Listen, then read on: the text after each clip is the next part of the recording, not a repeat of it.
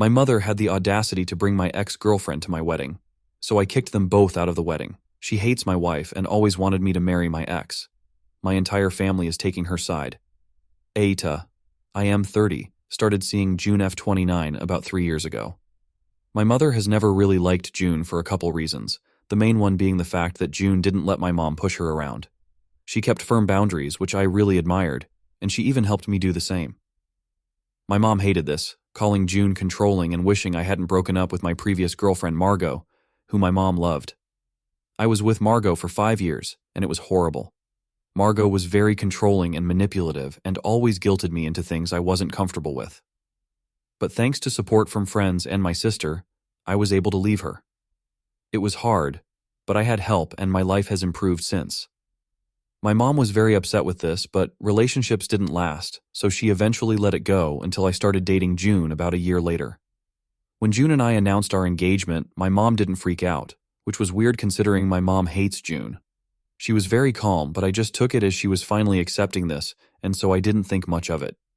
Everything was fine and smooth up until the wedding. I gave both my parents +1s to the wedding since they both remarried after I graduated college.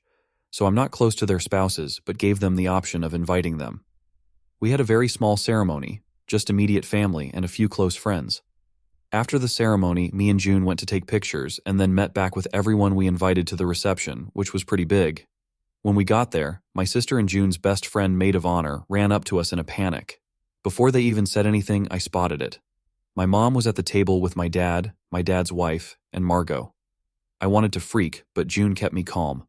I walked over, pulled them both aside, and simply told them to leave. My mom tried to explain Margot and I are soulmates, and June is just in the way of true love. But I wasn't hearing it. I didn't care. Just got my best friends to escort them out, and I returned to the party where luckily, after a few moments, I was able to relax and enjoy it. I really didn't think this would all turn into something huge, but me and June just got back from our honeymoon where we didn't have our phones, and seeing mine, I saw hundreds of texts from multiple family members. They all think I was an asshole for kicking my mom out of her only son's wedding. For the record, she was there for the ceremony, but apparently was really upset she was kicked from the reception. Here's a summary of my family's thoughts. Some think I could have just ignored Margot and didn't have to freak out.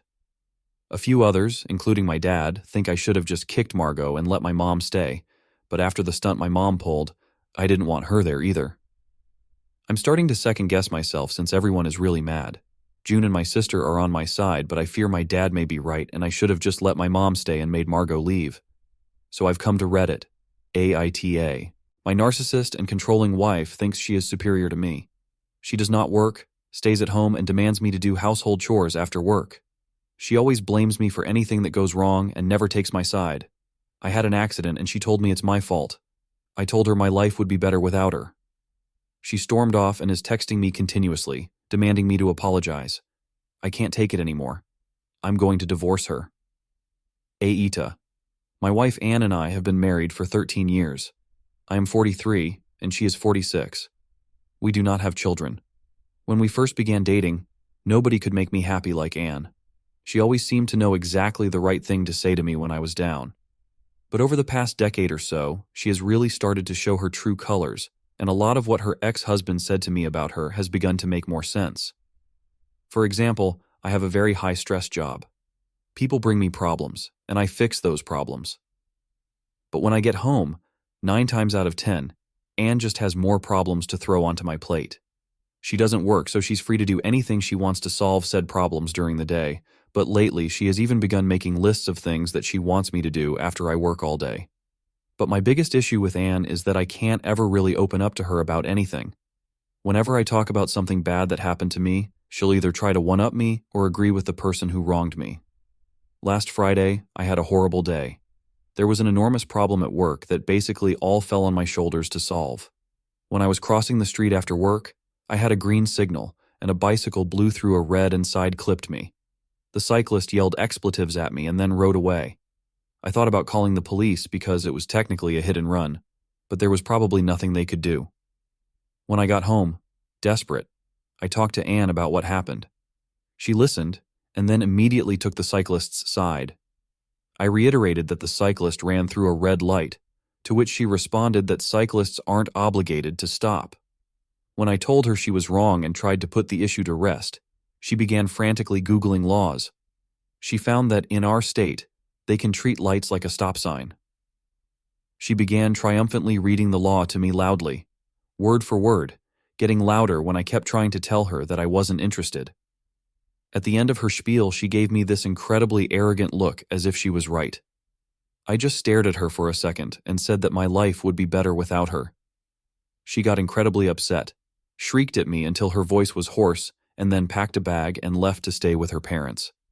She has texted me all weekend demanding an apology, but I haven't responded. Did I do something unforgivable here? Update. 2 weeks ago, I had an argument with my wife, Anne. This argument stemmed from Anne's incessant need to contradict me and everything I say. Anne left in a fit of rage to stay with her parents, and then kept spamming me with texts demanding an apology. A few days after Anne left, I felt something I hadn't in a long time at home. Peace. I didn't have someone nagging me about literally everything I did.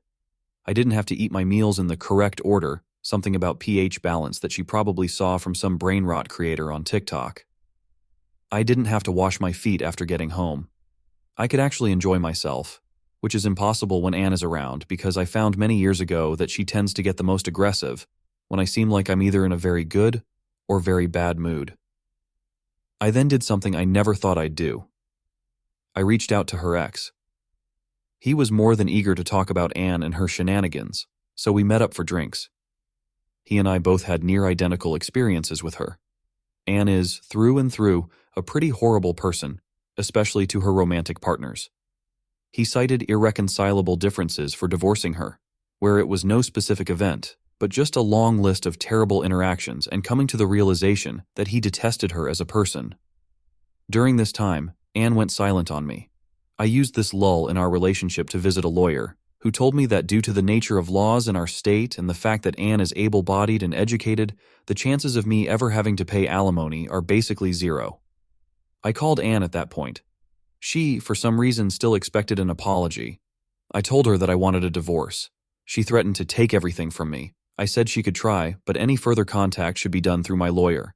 I'm fully happy to split our assets fairly.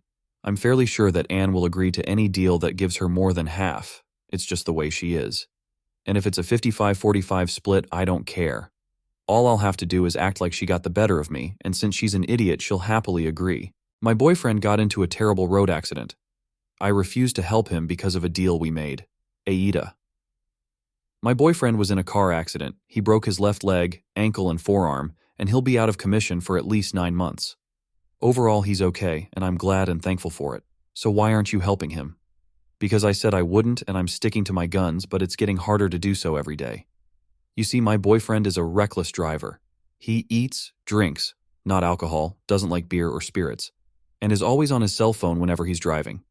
It's been a point of contention ever since I met him to point that I've either taken the wheel or left him and taken an Uber home because I didn't felt safe. Ironically, he's never been stopped or gotten a ticket over it, so why did you said you weren't going to help him? About 3 months ago, we were coming back from a weekend getaway, and while he was driving, he was watching a race on cell phone. A race. I offered to take the wheel so he could enjoy it, but said no. We got into a huge fight, and it ended when I said that if he were to get into an accident, no matter how bad, I wouldn't help him. He got quiet, and we made it back home safely. Fast forward 9 weeks later, he has an accident, a big one. He lost control and rolled over hitting a tree right on the driver's side. He spent 2 weeks in the hospital and was discharged a few days ago. During his time in the hospital, he confessed to me that he was distracted by his cell phone, which wasn't surprising. Since he lives by himself, it's been quite difficult to go on with his life. I visit him, but I don't help him, and while it does hurt me, I am standing firm with my promise. He got himself into this situation. Why should I have to pay for it? On top of that, his family is all over me, and quite displeased that I am not over there. Since all of them live miles away from where he is, they can't be there to help him. My boyfriend is understandably angry with me, but I can't bring myself to be there for him even after all the warning I told him. So here I am, asking if AITA here, and if I am, I'll bring myself around and be there for him. AITA here? Should I help my injured boyfriend after all of this?